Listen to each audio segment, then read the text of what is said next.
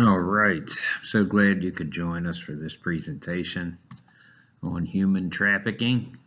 The subtitle presentation is The Global Problem of Slavery in the Modern Era. My name is Robert McCoyne, and I'm going to be walking you through this presentation.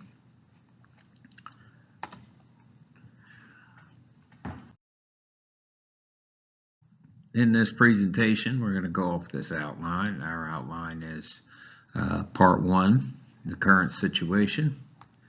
We're going to discuss the definition of it, the acts, the means, the purpose, statistics, missing persons, how many are human trafficking victims. We're going to do a reality check on the situation as well. Who are the victims? Men, women, and children.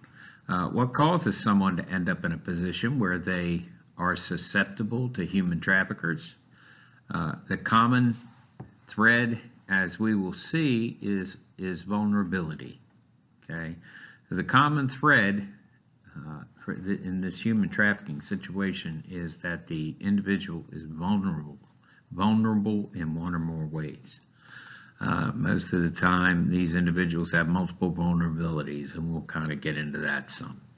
Part 3 is going to discuss who the traffickers are, and you'll recognize some of these names. We'll check one case on the international scale, and we're going to look at John Kashamba and Ariana Somerville, who this is a local national case here that happened in our area, and then we'll take a peek at this case of, we'll look at Jeffrey Epstein's case a little bit and see what his involvement was in this madness. I'm sure we all have a pretty good handle on what he was doing. Part 4, how does a person become a victim? Strategies traffickers use to enslave victims. And Part 5 is going to be at home. Can this affect you? Are you a potential victim? Is someone you love a potential victim? What can we do? Current situation, Part 1. Human trafficking. Now, Britannica defines human trafficking as a form of modern-day slavery involving the illegal transport of individuals by force or deception for the purpose of labor, sexual exploitation, or activities in which others benefit financially.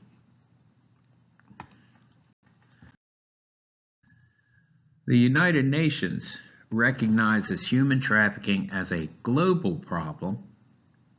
UN designations of human trafficking are, in these 3 modes: sex trafficking, labor trafficking, and the removal of organs. All right. The United Nations Office on Drugs and Crime recognizes the 3 core elements of human trafficking. So we have the act, the means, and the purpose. And the purpose is always going to be for some type of exploitation. The act, the trafficker must do one of the following to people: recruit, transport, transfer, harbor, or receive. And the means is using one or more of these methods: threat, force, threat, or use of force, coercion, fraud, deception, abuse of a position of vulnerability, giving payments or benefits, and abduction. And this is always for exploitation.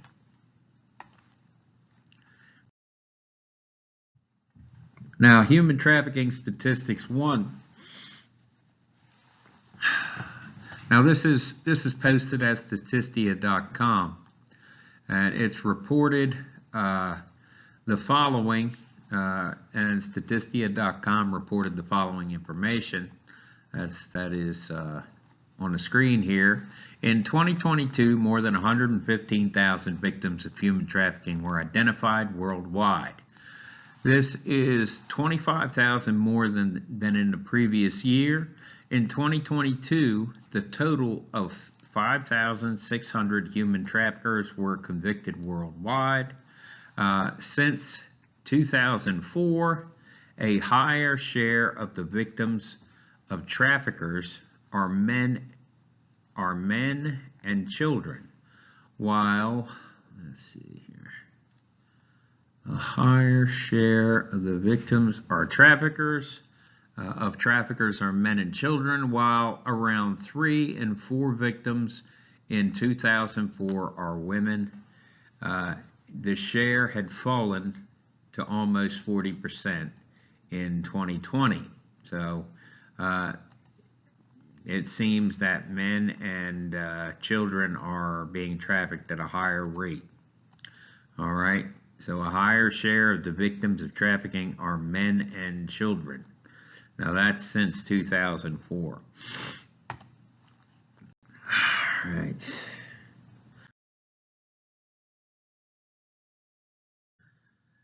Human trafficking statistics worldwide. This was posted at wisevoter.com, and it says U.S. national average, according to wisevoter.com, 169 human trafficking cases, 295 human trafficking victims, and 129 sex trafficking victims, 21 labor trafficking victims.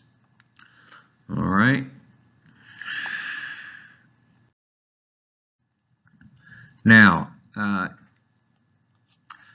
this is on human trafficking by states, and this is the average per state, per the states mentioned. And this is on statistia.com. All right, and the 10 worst states for human trafficking. No, this is wisevoter.com. Sorry, this is on wisevoter.com. The top states for human trafficking are: number 1 is California with 1,334, Texas with 917, Florida with 781, New York with 404, Michigan with 295, Ohio with 291, Georgia with 281, Illinois with 243, Missouri with 240, and Mississippi with 233. And that was on wisevoter.com. Compassion.com reported human trafficking exists in every country, and the cases are not isolated incidents. 199,000 human trafficking related crimes occur in the United States each year. $153 billion are annually created by forced labor worldwide. That's 150 billion with a B. That's scary. 4%, 0.04% of human trafficking cases are reported to the proper authorities. 24.9 million people are trapped in forced labor conditions worldwide at any given time. That's scary. 34,000 of the human trafficking cases involve children. And that's posted on, that information is on compassion.com.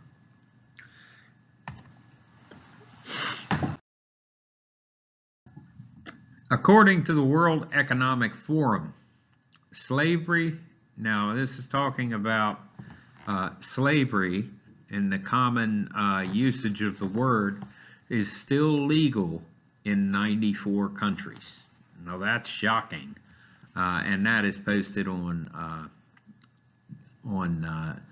WeForum or weforum.com. All right. And the headline on that article is "Slavery isn't a crime in almost half of countries, according to new research from the World Economic Forum. That's scary. Almost half of countries. Wow. 94 countries, slavery is still legal. So slavery statistics. This was posted on Statistia.com.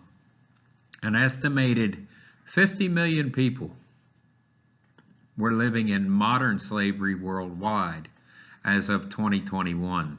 Nearly 30 million of these are found in Asia and the Pacific, which also is the most populous region in the world. North Korea was the country with the highest number of people in modern slavery, and that's 1,000 inhabitants, all right, per. All right, so sadly, slavery is still legal in many parts of the world. You would not think this to be the case, but unfortunately it is. So hopefully one day this will change. All right. Countries that still have slavery in 2024, as posted on worldpopulationreview.com. And this is not a complete list, mind you, but these countries still have slavery and it's legal. India, 7,989,000 cases. China, 3,864,000 cases. North Korea, 2,640,000. Nigeria, 1,386,000. Iran, 1,289,000. Indonesia, 1,220,000. 1,045,000 in Congo. Russia, 794,000, and in the Philippines, 784,000, and Afghanistan, 749,000. This is not as I stated before, this is not a complete listing, okay, or an exhaustive listing. This information comes from worldpopulationreview.com.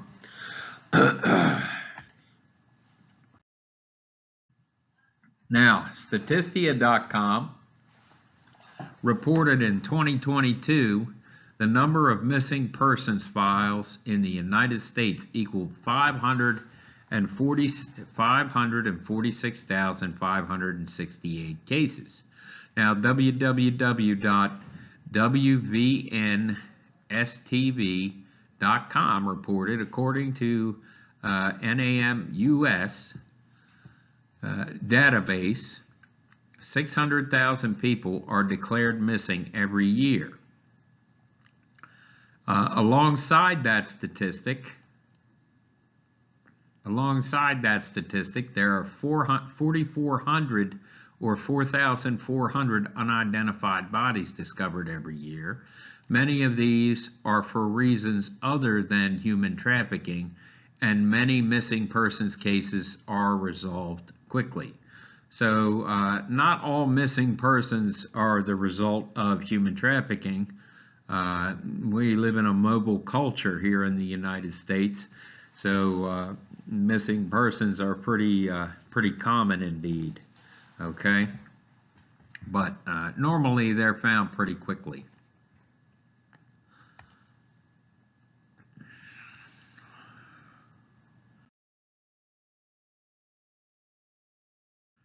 So reality check. Most human trafficking victims are never recovered. Never recovered. That's scary. www.therig.org reported only 1% of human trafficking victims are ever recovered, and that means that if your child, that means that if your child or spouse is abducted, that means you've got a 1% chance of seeing them again. That is shocking, and That's very disturbing. 1% of human trafficking victims are ever recovered. So it's imperative, it's crucial, it's critical to make sure that we don't become a human trafficking victim, because it's very unlikely you will ever escape.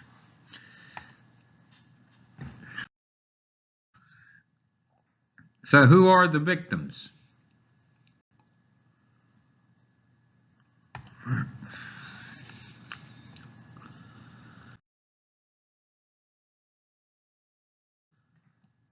Okay, so it's important to understand this. No one is immune to human trafficking. Okay, no one is immune from this or to this. Children, there are more than 365,000 missing children in the U.S. every year. Approximately 109,000 of them will be trafficked into sexual slavery or forced labor. Now that is on therig.org, and here is the web address. Men and boys, now this is posted on SaveTheChildren.org, okay? Men and boys are just as likely to be victims of human trafficking as girls and women. However, they are less likely to be identified and reported. So men and boys are no less likely to be abducted, but it's less likely that that those instances will be reported.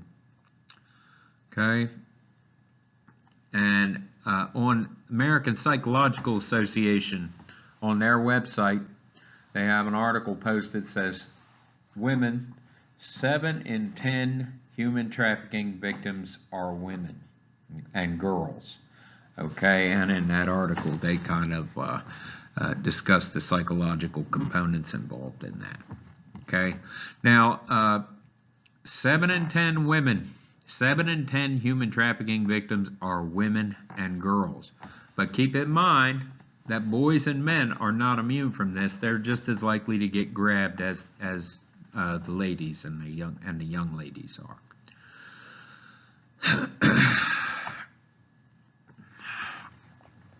No one is immune to this. According to highspeedtraining.org, human traffickers deliberately target people who they believe will be easy to exploit. They provide false promises of lucrative jobs, stability, education, income, or romance to attract people. Victims might be any gender, adults, children, or even newborn babies, and they can have varied educational, socioeconomic, ethnic, and religious backgrounds. Human trafficking is not restricted to a certain demographic. However, we do know that certain groups of people are at higher risk of being trafficked, including women and girls. For the purposes of sexual exploitation, refugee camps are also commonly targeted by traffickers. For those experiencing poor living conditions, promises of a job and home elsewhere seem much more convincing. So these traffickers, they play on your desires, your needs, okay, and they can be very charismatic and very convincing. If something is too good to be true, it usually is, okay? So grain of salt, okay? Watch out. Traffickers look like an average person, okay? They may be fun to be around at first, but that's all part of the sociopathic, monetary gain-driven power behind what's driving them, you know. So be careful. If it seems too good to be true, It is, in most cases.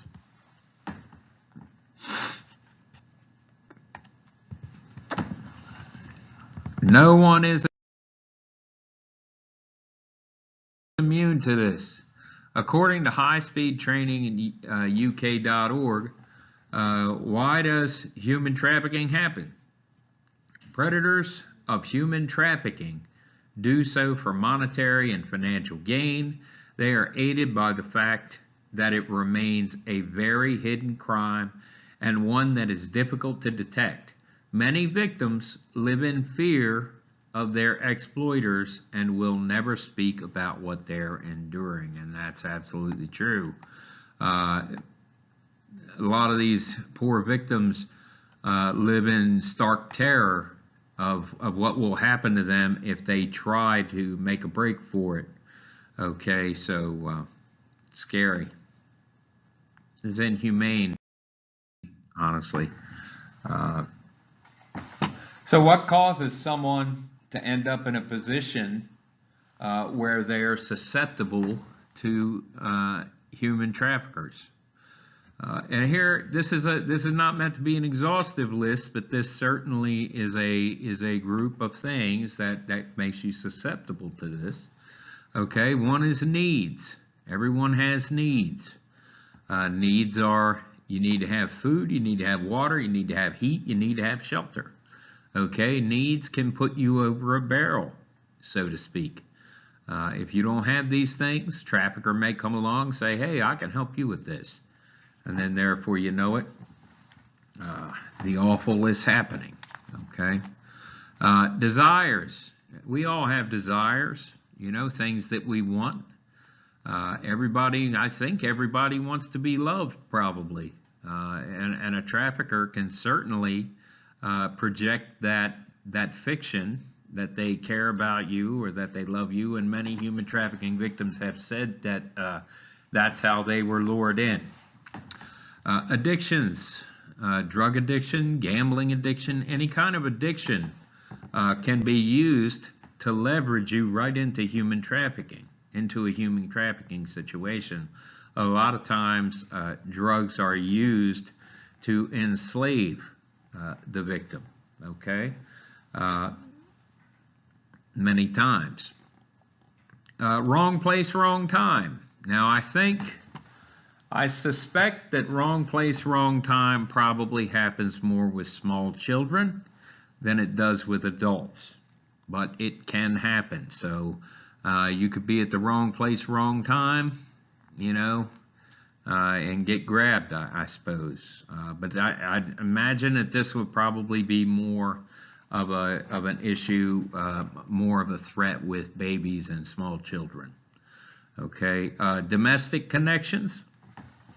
Now, it's really scary that through domestic connections, people end up being sold into slavery or to a human trafficker, or end up being pimped out by their parent or step parent, or whatever what you have it, you know, whatever you have there. So this does happen. And believe it or not, it happens more than you might think. It's it's one of the more disturbing connections with human trafficking that we will kind of touch upon here in this presentation. Poor choice of association. This one is critical. Okay, poor choice of associations. You'll find out that a lot of these human trafficking victims met their trafficker in a bar, okay?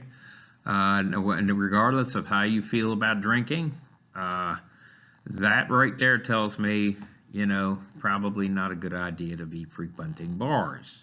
Not that everyone in bars, of course, is human traffickers, but, you know, if anywhere they are, I don't want to be, you know, and that's kind of how I feel about it. All right, poor choice of association. So choose your friends wisely, and make, you know, there's a lot of single parents out there who are looking to make a connection with a special person, and maybe, you know, tie the knot or what have you. You know, have someone come alongside them and help them raise their child who's already there. You have to be very careful with this. Traffickers will work their way into your life, and before you know it, they are pimping your children out, and you will be none the wiser. Unfortunately, this has happened in many cases, and we'll discuss one here in a little bit. Terrible, just terrible, inhumane. And being groomed via social media. Now this one has become exceedingly problematic, okay, and troublesome, especially on the law enforcement side, and even, you know, just as far as preventing trafficking. Social media has become a nightmare. Traffickers can groom a victim on social media. They will tell a young person everything they want to hear. They look for vulnerabilities. Are they angry with their parents? Are they, name it, you know, you name it. Do they feel that they are misunderstood? Anything that a human trafficker can use to get his foot in the door and get you under his or her thumb, they will do it. Okay, it's like these individuals possess no conscience, no sense of right or wrong, or maybe it's that their sense of monetary gain overrides everything else. Who knows? I'm not sure there's a simple answer for that. But needs, desires, addictions, wrong place, wrong time, domestic connections, poor choice of associations, being groomed via social media. All right, these things all can make you susceptible to becoming trafficked.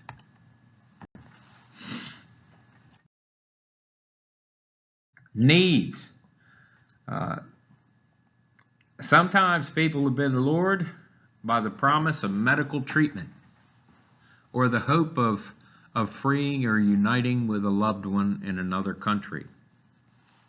This stirs powerful emotions, and this is a way that traffickers can ensnare others. Okay, so they may promise that you will reunite with your loved one in this other country, or you know, or you'll get a new life, or maybe some medical treatment that you can't afford in your home country. They will promise that this treatment will be provided to you in the new country. You know, and honestly, they make lots of great promises, but that's all that they are, because what they deliver you is death, bondage, and destruction. Okay, it's straight out of the pit of hell for all far as I'm concerned. Okay. Now, desires. Many people are enslaved by traffickers with the promise of making more money or becoming famous. I mean, you know, and that's kind of a universal one that we're all susceptible to. Who doesn't want to make more money, you know? And not everybody wants to be famous, but there are a lot of young people out there who want to be famous. They want to be rich and famous. And if a trafficker approaches them, says they're going to make them rich and famous, they'll be a star, all of this nonsense, and, you know, before they know it, the terrible truth of the matter is evident to them, and then they're past backing out at that point. And they have become a slave at that point. So make sure that you keep your desires in check. You know, people can't use your desires against you unless you voice them. Okay, so you really need to be careful not to put yourself out there or put yourself in a vulnerable situation by letting anyone know what you want, you know. And these traffickers they can be so slick, so smooth and charismatic and convincing.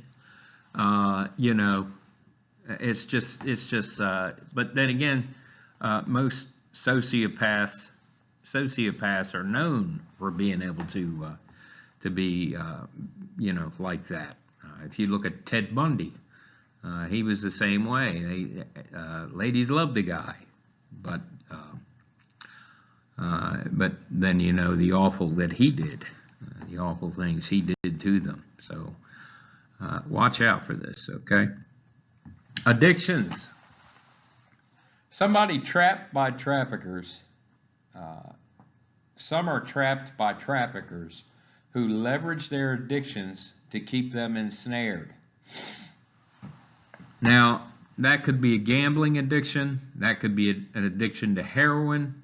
It could be an addiction to any kind of chemical, narcotic, what have you.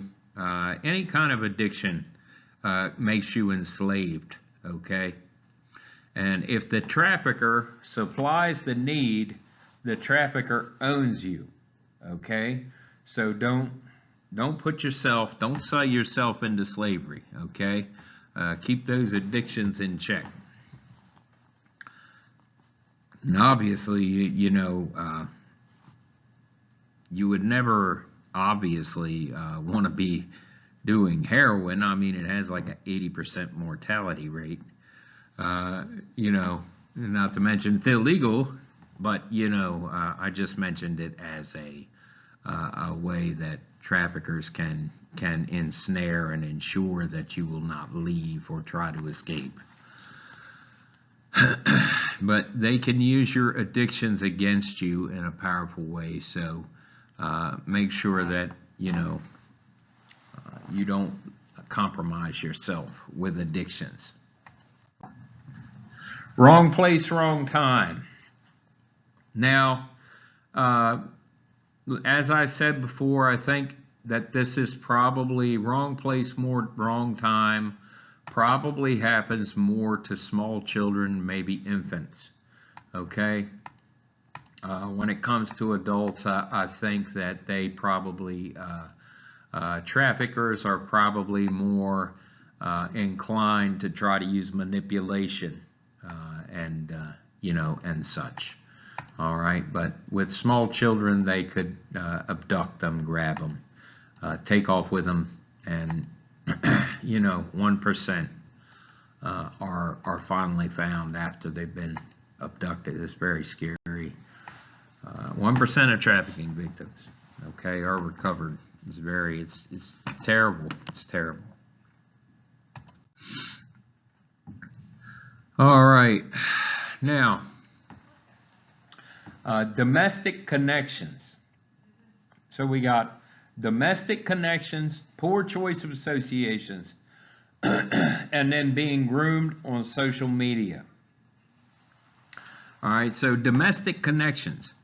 You probably don't know this, but 41% of child trafficking happens through domestic connections. That is an aunt, an uncle, a step-parent, a parent, a brother, sister, whatever, okay? Domestic connections. It's very scary stuff. Poor choice of associations. Many fall due to this. You meet a charismatic person who's funny, is fun to be around. No one would ever guess that this person is a wrangler for sex traffickers, okay? But they are. So remember, seems too good to be true, probably is. All right, that's a pretty good rule to live by. It will save your bacon, okay, in a bad spot many times. Okay, now being groomed on social media. In our technological or technology-dependent society, many are being scouted and groomed on social media platforms. Not going to mention any specifically. You know what they are, okay? You know the different ones. People can scout you out on these platforms, and they can determine, based on the information on your profile or your page or whatever you want to call it, and determine whether or not you're a viable victim. Okay, this is no joke. There's a lot of young ladies, young men who've been absconded with due to being groomed on social media. So we have to be very careful with this. Parents, watch your children. I'm telling you, watch your children. They'll get them if you're not careful. Human trafficking is a very quick, is growing astronomically. The business of human trafficking is growing astronomically. Okay, they're not going to stop, and all we can do is protect ourselves and try to pay attention and see if we see any of the signs of human trafficking around us. And if we see that, we need to report it. The common thread is vulnerability. Okay? Now, Eddie Ray, which is this lady right here, she counsels women at an all-girls home she runs for sex trafficking survivors in Florida. Now, Eddie Ray's mother's boyfriend, her mother's boyfriend, became a father figure to her after her own father had passed away when she was a young child. And he used this trust to force her into a life of rape and abuse. He really did.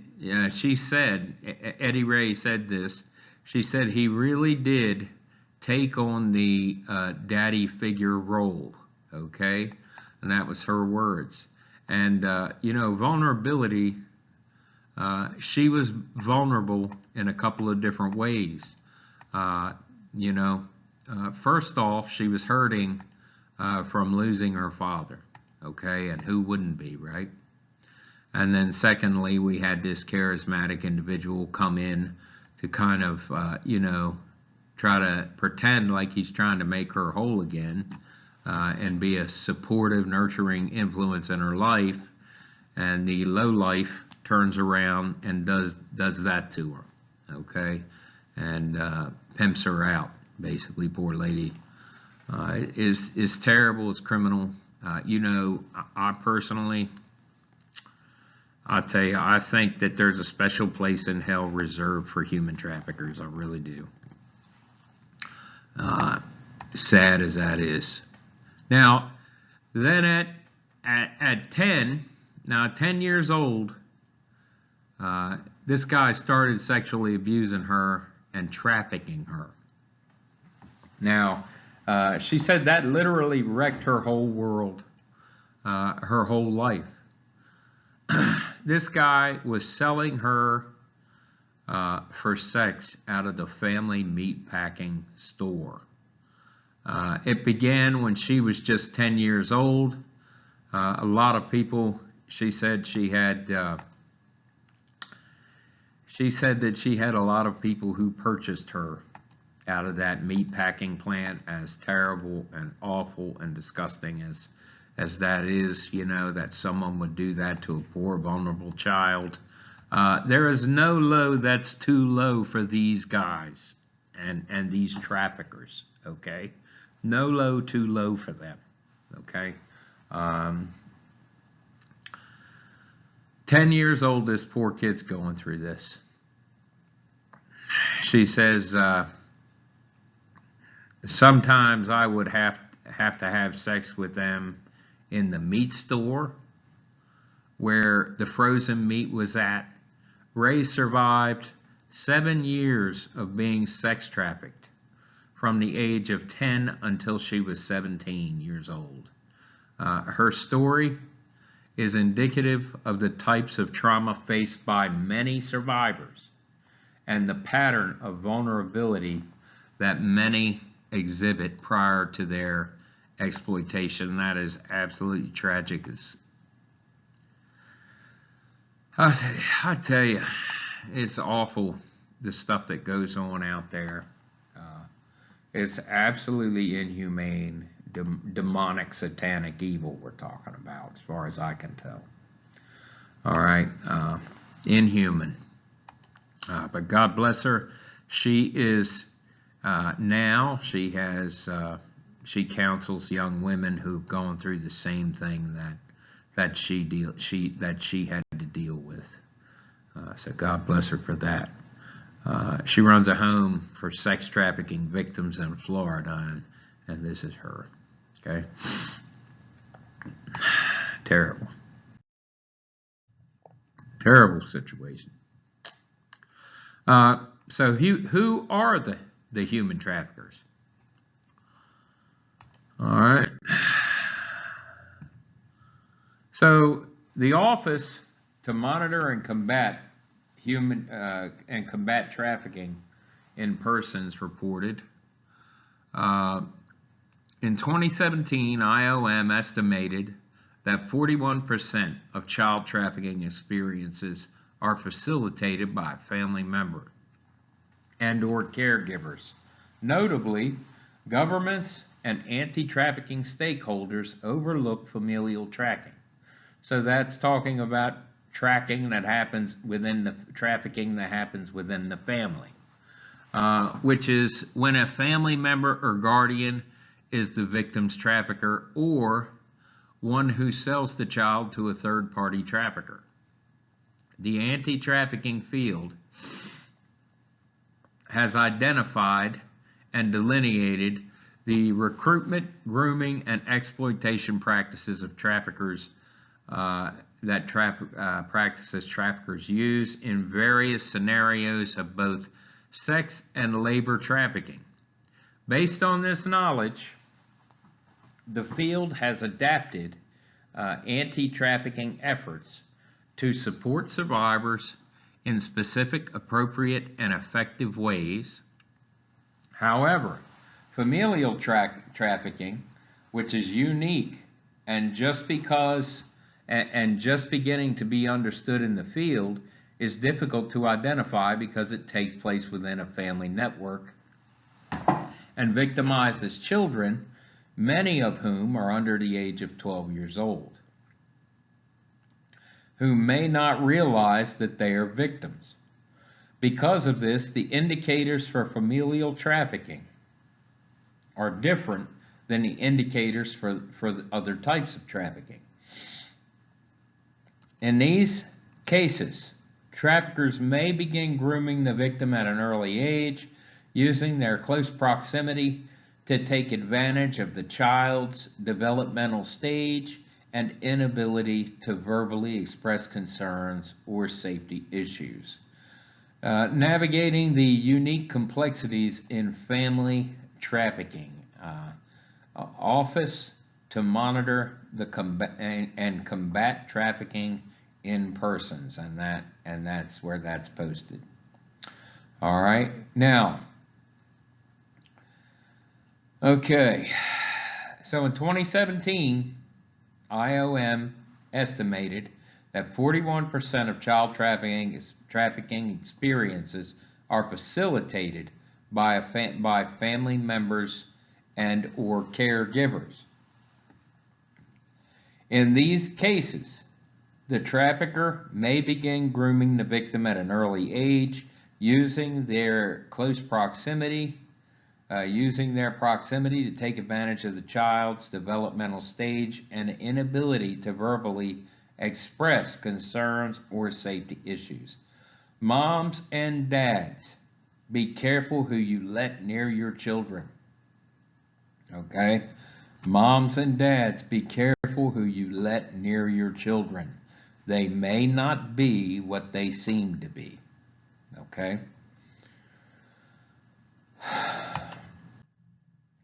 It's a shame that you even have to say something like that, but that is the world we're living in. Okay? Now, this is posted from an article written by A. Bracken and R. Schiller, published in 2023, July 9th, and the title of the article was Top Medic Arrested in Human Trafficking Inquiry. Now, this article is posted on the Learn Library, which is our academic library. You can do an academic library search, database search of ProQuest Central, and this and this article will pop up. Here we go. So the medical professional was arrested by specialist detectives as part of a lengthy and ongoing criminal inquiry. It is understood the suspect is accused of trafficking women into Ireland for medical procedures. He was questioned or on suspicion of trafficking several women into the country under false pretenses before they were subsequently sexually exploited. Sexually exploited. The man was arrested on or around June 12th and was quizzed or questioned, we would call it here in the U.S., for several hours before he was released without charge. It is understood some of the women have given statements while others have returned home outside Europe. Police have not been able to trace all the women. The exploitation is alleged to be of the sexual nature, with the allegations made against the individual being treated as extremely serious, according to sources. Now, whether or not this guy did it is yet to be seen. But this does bring up an interesting point. Even the people who are supposed to be caring for you may end up exploiting you. So don't think that just because they are a doctor or whatever else, that should be respected, that they aren't a human trafficker. Okay, which may be the case with this story. Okay, so it's a very serious situation.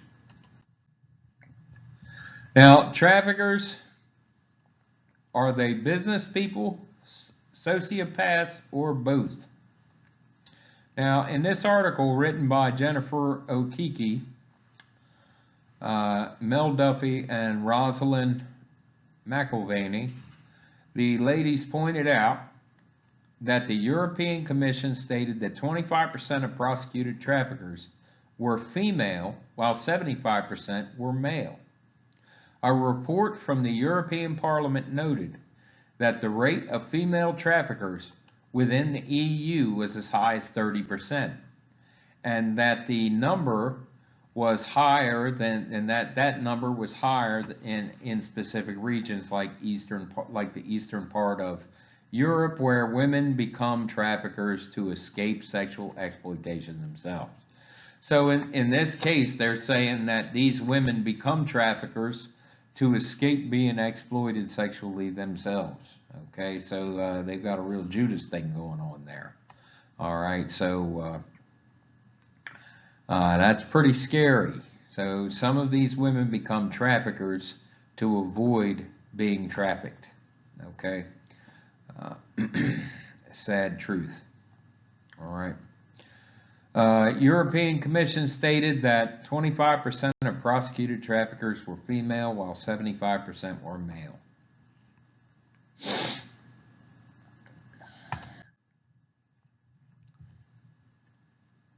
All right, now everybody probably remembers this guy.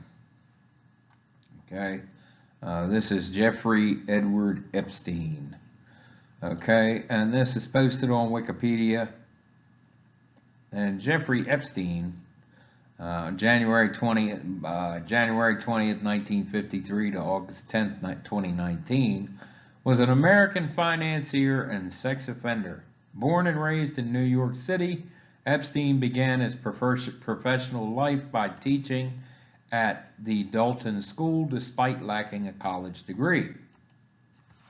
After his dismissal from the school, he entered the banking and finance sector, working at Bear Stearns in various roles before starting his own firm.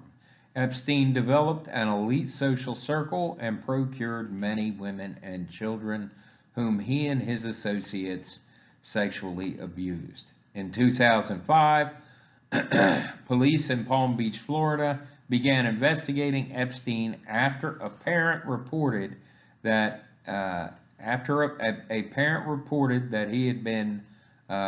he had sexually abused her 14-year-old daughter.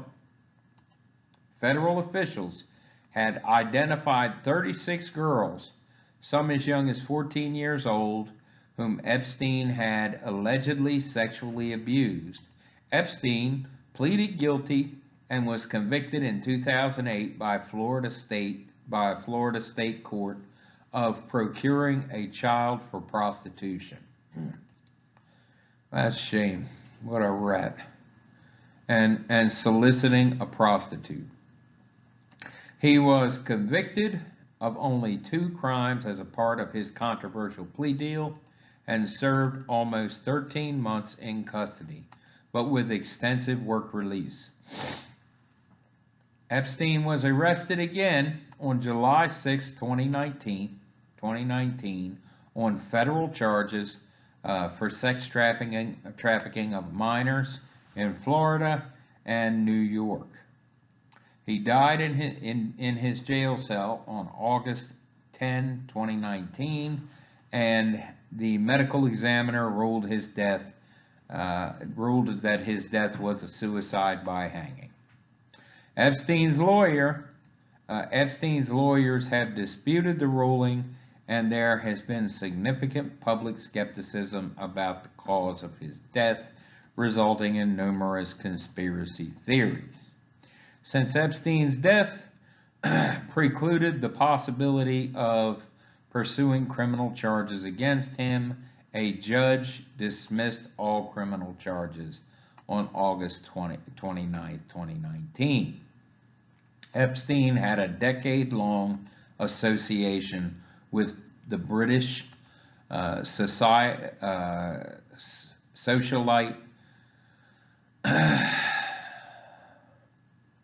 Ghislaine Maxwell, leading to her 2021 conviction on U.S. federal charges of sex trafficking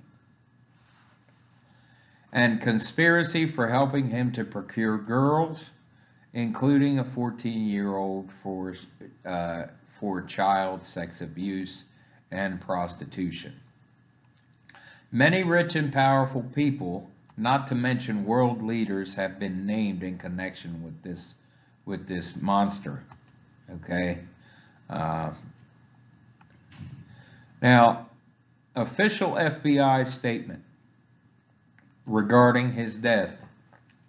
I said, on Saturday, August 10th, 2019, at approximately 6:30 a.m., inmate Jeffrey Edward Epstein was found unresponsive in his cell in the special housing unit from an apparent suicide at Metropolitan Correctional Center in New York, New York. Life-saving measures were initiated immediately by responding staff. Staff requested emergency medical services and life-saving efforts continued. Mr. Epstein was transported by EMS to a local hospital for treatment for life-threatening injuries and subsequently pronounced dead by hospital staff. The FBI is investigating the incident, and that is posted at townandcountrymag.com, and that was the official FBI statement. Okay, and the title of the article where that was mentioned in that magazine, online magazine, was Who is Jeffrey Epstein and What Did He Do? Okay, so this is a guy who came from a position of great wealth, and he used his wealth to enslave others and exploit others. What a shame. Okay, he could have done a lot of good, but decided to do a lot of evil. And what's really scary is a lot of very powerful people apparently participated in it with him. Okay, so whether or not we find out the the scope of this man's debauchery and who all it affected or who all was involved in it, we probably will never know. But I included him to show you one of the more public cases involving trafficking, okay, on a national and even a global scale. All right, this is on the national scale, and the title is United States of America versus Kashamba John. Okay, so John Kashamba was according to the court who convicted him, a human trafficker. Okay, now Montgomery County, two people who lured a victim from California to the East Coast with false promises of, and this is posted on cbsnews.com Philadelphia, okay, /Philadelphia, that is. And two women who were lured, two people who lured a victim from California to the East Coast with false promises of easy money, forced her into prostitution and held her against her will, have been ordered to stand trial for human trafficking, prostitution, and related offenses. Now, the case is being prosecuted by Attorney General Josh Shapiro's office, which utilized a statewide investigating grand jury to develop the evidence leading to the charges against the traffickers. Now, Kashamba John, 29 years old, and Ariana Somerville, 27, both of Decatur, Georgia, were held for trial on all charges following a preliminary hearing in Montgomery County before District Judge William M. A third defendant in the case, Tyler Batchel, remains a fugitive. Now, from 2011 to 2016, defendant Kashamba John, or John Kashamba, acted as the chief pimp of a prostitution ring in the capacity that he recruited females and he supervised and organized their activities, during which sex for money was provided to male customers in hotel rooms in Pennsylvania, Florida, California, Georgia, North Carolina, and elsewhere across the country. The superseding indictment charged that some of the females recruited by John were underage minors. The jury did not convict John of being engaged in sex trafficking conspiracy with an object of trafficking minors. On January 24, 2019, a grand jury returned a 4-count superseding indictment charging John with one conspiracy to engage in sex trafficking of minors or sex trafficking by force, threats, force, fraud, or coercion in violation of 18 U.S.C. 1594C. Number 2, sex trafficking attempt and aiding and abetting by force, threats, fraud, or coercion in violation of 18 U.S.C. 1591, 1594, A2, and 3 and 4, transporting an individual in interstate commerce with the intent that such individual engage in prostitution and attempt thereof in violation of 18 U.S.C. 2421A. On May 30th, 2019, following an 8-day jury trial, the jury returned a verdict of guilty on all counts. And you can read all this at the United States versus John Criminal Action Number 18 CR 00218-01, etc. Okay. Uh,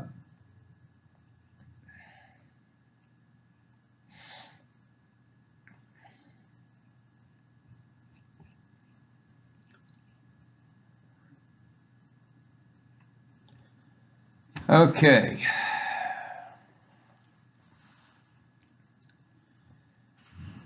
All right. Let's see. How does a person become a victim? How does a person become a victim of human trafficking? How does a person become a victim?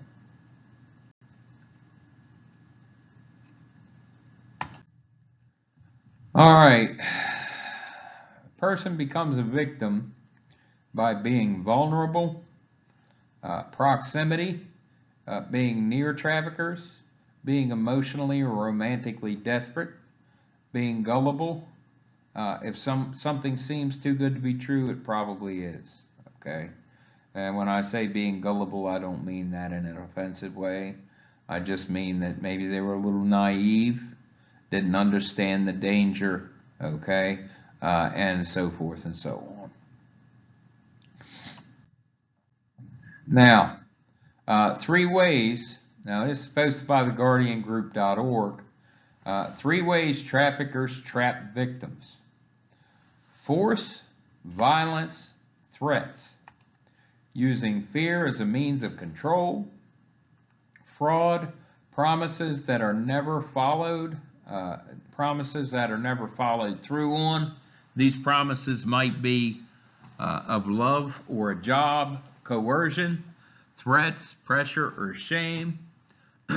This may look like a threat to send an explicit photo to friends, classmates, or family if the victim does not do what they want or are being told to do what they're being told to do. Young ladies out there, you got that guy online asking you for dirty photos. See what can happen, right? They may leverage that against you, force you into something you don't want to be forced into. All right, so be careful. I'm telling you, be careful. Something seems too good to be true. It probably is. All right, it probably isn't true. All right, the potential shame associated with that photo being sent can feel worse than the shame of doing what you are being told because no one has to know about it. Okay, so trafficker used three things: force, fraud, coercion. Okay, they use violence, threats, and fear as a means of control. They use fraud. They'll promise you the world and deliver you death and bondage. Okay, and coercion. They use threats or shame, any other weaselly thing that they can to keep you under their control. And that's posted at theguardiangroup.org. Now, traffickers will grab a victim and take them far from their homes and even rotate them from one location to another. This makes it harder for the victims to escape, and it also rotates their stock, as awful as that is to say. Okay, they might call it bringing fresh talent into a stale area or something of that nature. It's just straight up evil as far as I'm concerned. They take the victim's identification from them. They threaten the victims with violence if they try to escape.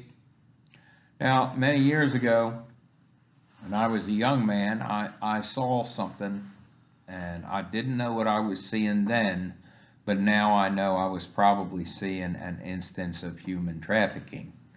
I was in a truck stop here close to where I live, and I had seen a man give these 2 young girls their driver's licenses so they could buy cigarettes or whatever they were buying with it. And it's a shame. I didn't know what I was seeing then, but had I seen that now, I'd know that that's one of the dead giveaways or chief indicators that that's an instance of trafficking that we're seeing. Okay, it's just awful. Okay, the traffickers dehumanize their victims. They treat them. In fact, they call them their stock, or they refer to all of their girls or all of their victims as their stable. Okay, like their livestock. So that's diabolical as far as I'm concerned. All right, so make sure you don't put yourself in a situation where you become somebody else's livestock. At home.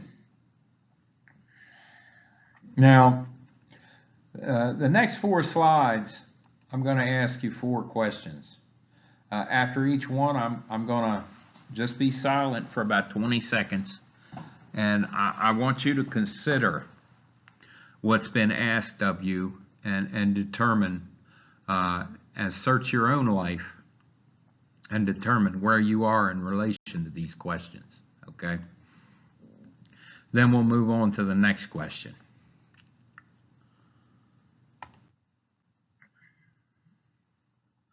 Okay, are you a potential victim?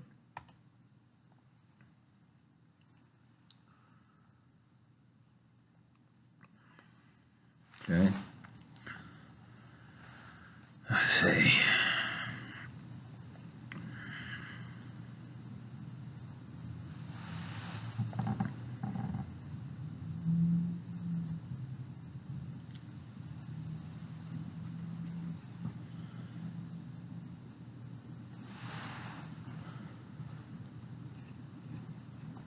Okay.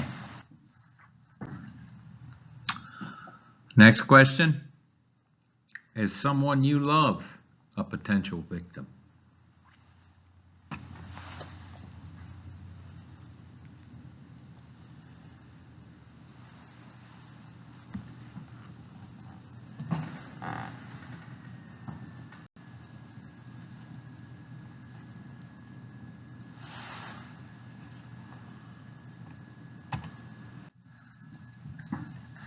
Are you vulnerable?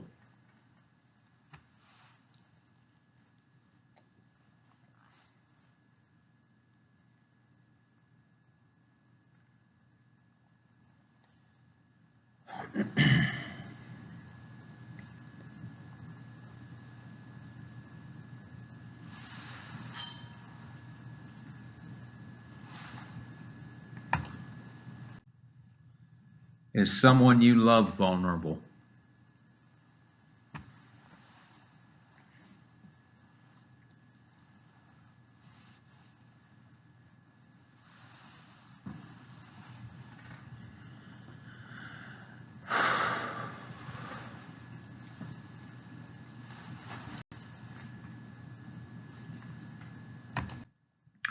Now, what can we do? Okay, first off, you can get certified. You can take a class at truckersagainsttrafficking.org and get certified. It's a class, and then there's a test. So you'll watch a video and you'll take a test, and it's free, and it's at truckersagainsttrafficking.org. Okay, it only takes about an hour. You watch a video and take a multiple choice test, and they will give you a certification. It looks just like this one. Now, will that in itself make a difference against trafficking? Well, yeah, in that it gives you the tools to recognize the signs of potential trafficking. Okay? Now, what you have to do next is pay attention to what's going on around you. And this is a major problem for most young people today, and even older people. We live in a wired world where everyone seems connected to thousands of other people through social media. You see others' Twitter streams, Instagrams, Facebook feeds, what have you. Whatever other sites may be used to instill a false or otherwise sense of community in the user. And we are more connected through technology and have access to more on-demand information and content than at any other time in human history. Yet we become virtually disconnected from the reality that goes on around us every day. We are often disconnected from the people right next to us. Start using your smartphone less and watch what's happening around you. It could save a life. You may spot the signs of human trafficking and then make the call and thereby shut down a multi-state trafficking ring. You know, that has happened before and it can happen again. So, but you can't make a difference unless you're paying attention to what's happening around you. Okay. Lastly, make the call.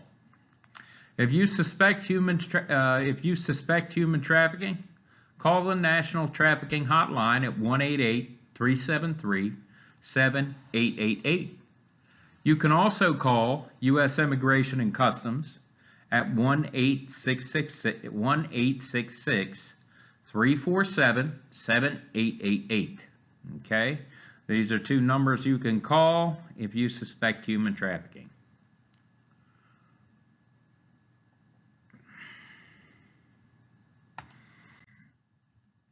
All right, that's going to be it for our presentation today. I thank you for taking the time to listen. I hope that you will. I hope that you've learned something about the terrible nature and the regularity and how often this is happening around us, whether or not we realize it. Okay, you know, it could be going on in your neighborhood. You know, it's very possible that your neighbors could be pimping out their kids and you not know about it. Okay, it's a terrible situation in the world today, and we can make a difference if we will pay attention to what's going on around us and know the signs of human trafficking, and understand that it is whether or not you believe in a absolute evil or not. This activity cannot be described otherwise, in my opinion. Okay, I believe that it is straight evil, right out of the pit of hell. Okay, and that is my personal belief. Okay, now, okay, well, God bless you. I hope that this has been informative, and I hope that you will do the right thing and make the call if you suspect trafficking. Have a great day. God bless.